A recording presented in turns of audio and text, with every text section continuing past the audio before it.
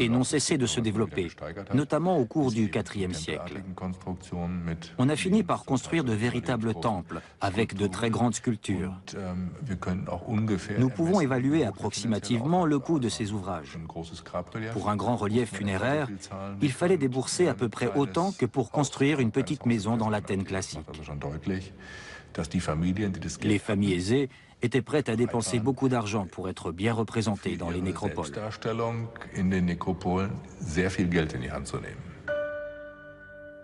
Retour dans la Rome antique. Ce relief comporte des trophées de guerre à la gloire du défunt. Et ce portrait équestre qui représente un fonctionnaire romain souligne le statut social de ce dernier. Portrait en relief d'un couple romain. Il s'agit d'esclaves affranchis, qui mettent en avant ce qui avait fait d'eux des citoyens, leur nom. Ce relief funéraire provient de la Via Appia. Les esclaves, même affranchis, restaient toujours plus humbles que les aristocrates. Leurs monuments funéraires n'avaient pas l'envergure de ceux d'un Crassus ou d'un Pompeius.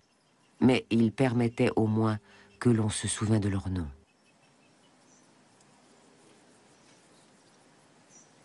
Aujourd'hui, si l'on veut étudier les rêves d'ascension sociale de la classe moyenne romaine, il faut se rendre sur le site d'Ostie. Au milieu du 1er siècle après Jésus-Christ, cette cité commerciale située à l'embouchure du Tibre, non loin de Rome, connaît un formidable essor. Nouveaux citoyens et nouveaux riches achètent des terrains qu'ils n'auraient pas pu payer dans la capitale. Il montre quel degré de prospérité Rome avait fini par atteindre. Les villas disposaient de nymphées creusées de niches semi-circulaires et rectangulaires.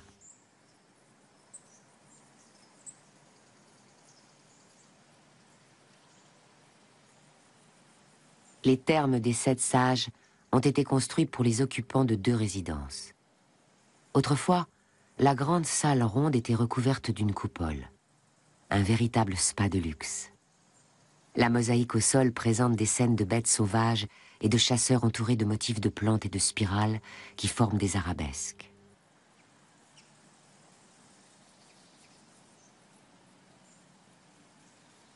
Visiblement, les nantis n'avaient pas besoin de l'au-delà. Ils étaient les vainqueurs. En revanche, les autres, qui étaient subordonnés, perdaient leur nom. Pour les chrétiens, c'était de l'outrecuidance. Mais pour l'élite romaine, c'était l'apothéose de la vie terrestre. Ils ne voulaient pas entendre parler d'un au-delà pour les défavorisés, et jamais ils n'auraient imaginé que ces derniers allaient bientôt leur succéder.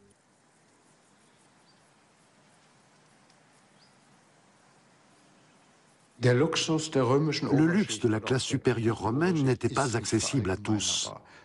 On le voyait bien, chacun le savait. Ce n'était même pas une utopie ni une perspective. Individuellement, on pouvait toujours y arriver. Il y avait des possibilités d'ascension sociale, mais elles étaient très limitées.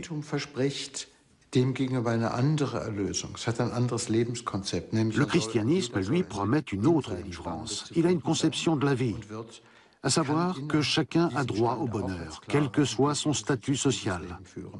Tout le monde peut mener une vie heureuse et satisfaisante, même les esclaves. Il ne faut pas se laisser envahir par la pauvreté, la détresse ou l'injustice. Le christianisme montre comment vivre en accord avec Dieu, et donc avec soi-même, comment vivre en harmonie avec soi, dirait-on aujourd'hui. Et visiblement, cette promesse a séduit également des membres de la classe supérieure romaine. L'arc de Drusus sur la Via Appia. Selon la légende, c'est par cette route que les apôtres Pierre et Paul auraient gagné Rome à pied. Et c'est ici que plus tard, le Christ serait apparu à Pierre. Pendant longtemps, on a cru que les catacombes de la Via Appia avaient servi de refuge aux chrétiens persécutés. En réalité, elles n'ont jamais abrité que des sépultures.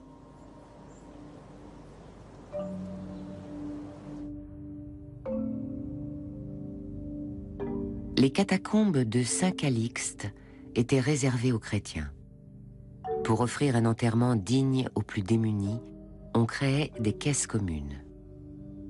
Les signes de luxe ou de représentation sociale étaient bannis, tout au moins dans les premières chambres funéraires. Les personnes enterrées étaient humbles.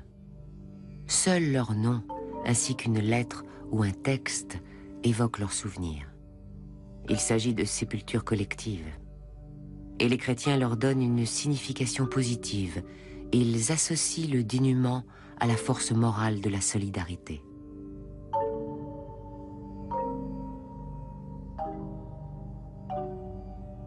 Le christianisme promet la délivrance des péchés et de la culpabilité pour tous les hommes. Il promet également une vie éternelle et la résurrection du corps, et donc une vie heureuse et épanouie. Parallèlement, il dit qu'on peut mener une vie heureuse et épanouie dans ce monde, mais que si l'on ne peut pas, il faut s'en remettre à la miséricorde et à la grâce de Dieu. Il les accordera à tous ceux qui croient en lui.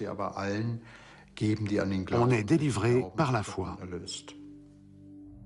Les sépultures des catacombes expriment parfaitement la doctrine chrétienne. Elles offrent un repos provisoire avant la résurrection.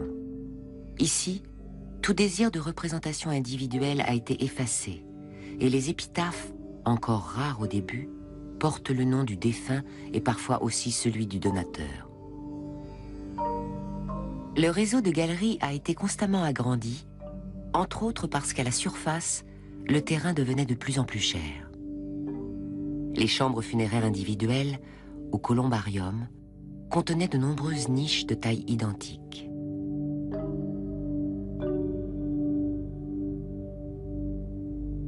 Voici l'épitaphe d'Apouleia Chrysopolis. Morte à l'âge de 7 ans, ses parents lui ont offert cette pierre tombale dont les lettres sont encore lisibles, chose rare. Parfois, il ne reste que des débris, des éclats de pierre. Les chrétiens morts étaient disposés par centaines de milliers dans une nécropole, qui ne pouvait pas rivaliser avec les monuments funéraires de l'élite romaine. On y trouve simplement l'inscription « Repose en paix », ainsi que le symbole de la colombe et du berger.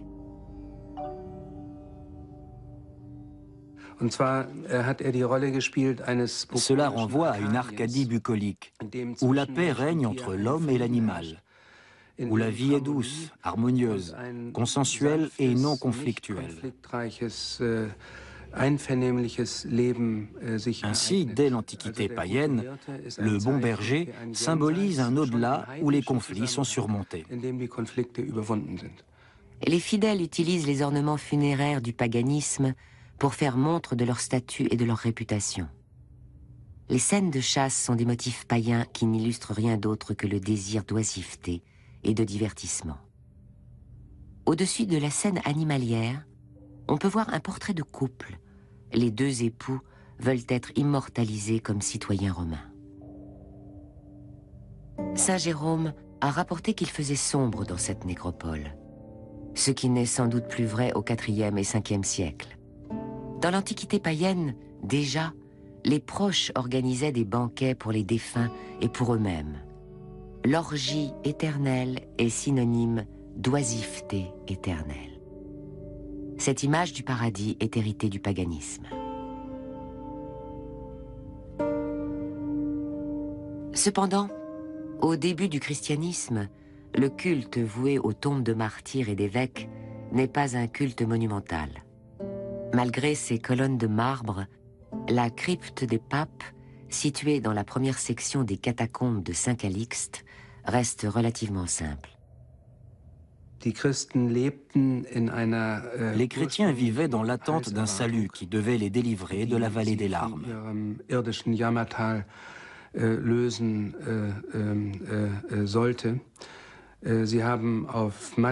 début, ils étaient opposés à toute matérialisation de la liturgie et du salut. C'était une religion purement spirituelle, qui s'appuyait sur le Verbe. Puis, à la fin du 1er siècle, au 2e et surtout au 3e siècle, on s'est servi de témoignages matériels, à mesure que l'on s'éloignait du salut immédiat, du retour du Christ. Le christianisme a dû apprendre à s'installer dans le temps. Et en s'installant dans le temps, en évoquant l'idée d'un avenir ici-bas, les symboles terrestres, matériels, sont devenus plus importants.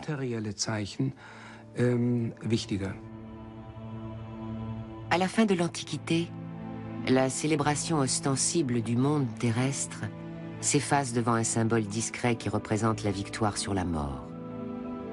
La croix. Un emblème sobre, échappé du royaume souterrain des morts pour entamer sa marche triomphale.